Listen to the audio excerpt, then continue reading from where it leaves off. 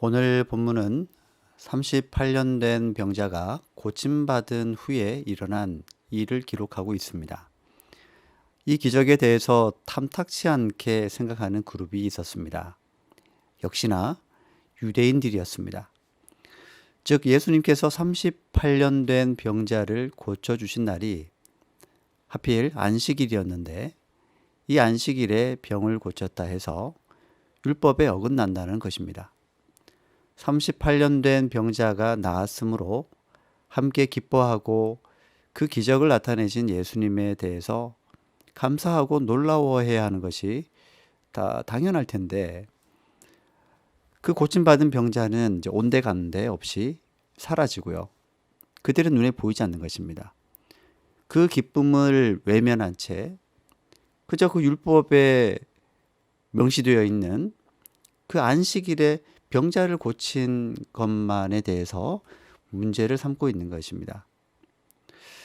이건 율법을 지키고 지키지 않고를 떠나서 오랜 세월 한 사람을 지겹도록 발목을 묶어왔던 병이 나았다는 것이 상식적으로 봐도 누구나 함께 기뻐할 일이 아니겠습니까?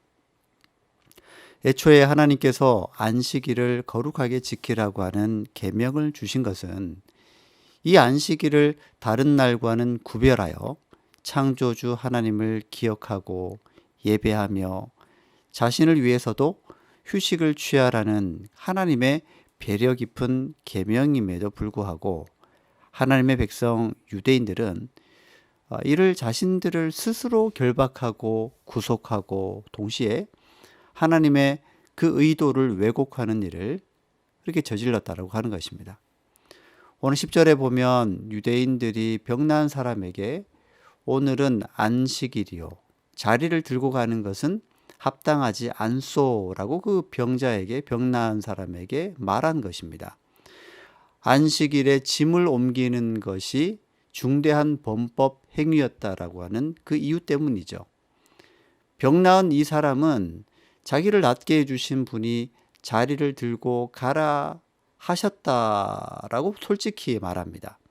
자, 이때 유대인들은 도대체 당신에게 그 자리를 들고 가라고 말한 사람이 누구냐, 누구요? 라고 묻습니다. 자, 우리가 여기에서 의문이 하나 생깁니다.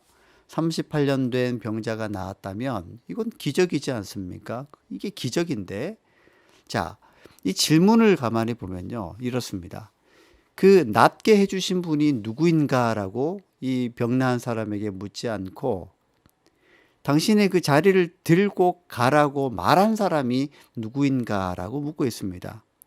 자, 이건 뭘 나타내 주고 있냐 하면 유대인들은 예수님의 이 기적을 믿으려 하지 않았다라는 겁니다. 오히려 안식일에 대한 율법을 어긴 것에 대해서 문제 삼으려 했다라고 하는 것을 이 질문을 통해서 우리는 충분하게 짐작해 볼 수 있고 또 유추해 볼 수 있다라고 하는 것입니다.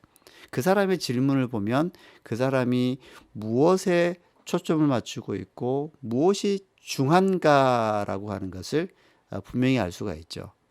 자, 이 장면을 보고 있으면 여러분은 어떻게 생각하십니까? 어떤 걸 느끼십니까? 저는 참 답답하다. 답답하다라는 것을 느끼게 됩니다. 우리나라 어느 그 영화의 이 대사가 생각이 납니다. 이 대목에서 무엇이 중헌디라고 하는 그런 대사죠. 잘들 흔히들 좀 쓰고 있는 그런 답답한 상황에서 무엇이 중요한지를 잘 구분하지 못하는 사람들 그런 상황들 속에서 무엇이 중요한디 이 대사를 잘 인용하기도 하죠. 자, 유대인들은 무엇이 중요한지 무엇이 중요한 가치인지 깨닫지 못했던 율법을 잘 알고 있는 사람들이었던 것 같은데 사실은 굉장히 무지한 사람들이었다라고 하는 것입니다. 율법을 알고는 있지만 달달달 외우고는 있지만 그 율법을 주신 그 하나님의 마음을 모르고요. 또 그 하나님의 마음이 담긴 그 율법의 정신을 전혀 모르고 있는 정말 무지한 사람들이었다라고 하는 것을 오늘 이 본문을 통해서 알 수 있는 것이죠.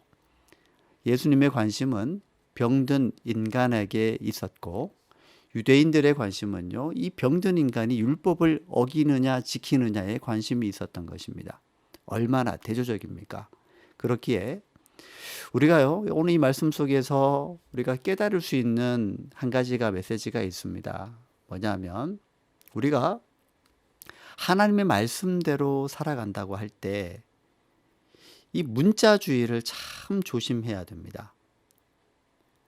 문자는 살아 있을지라도 하나님의 정신이 빠져 있는 상태에서는 그 말씀과 계명을 지킨다고 하는 나 자신이 어쩌면 그 하나님의 말씀을 타인을 향한 삿대질과 비난을 하는데 사용하게 될 가능성이 많다라고 하는 것입니다.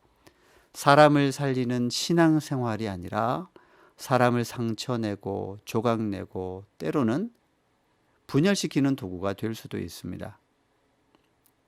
사랑하는 성도 여러분, 하나님의 말씀이 율법화되지 않으려면 우리 자신이 그 말씀의 원정신이 무엇인지, 하나님의 그 마음이 율법석에 어떻게 담겨져 있는지, 그 하나님의 마음이 무엇인지를 매 순간마다 들여다보고 묵상할 필요가 있습니다.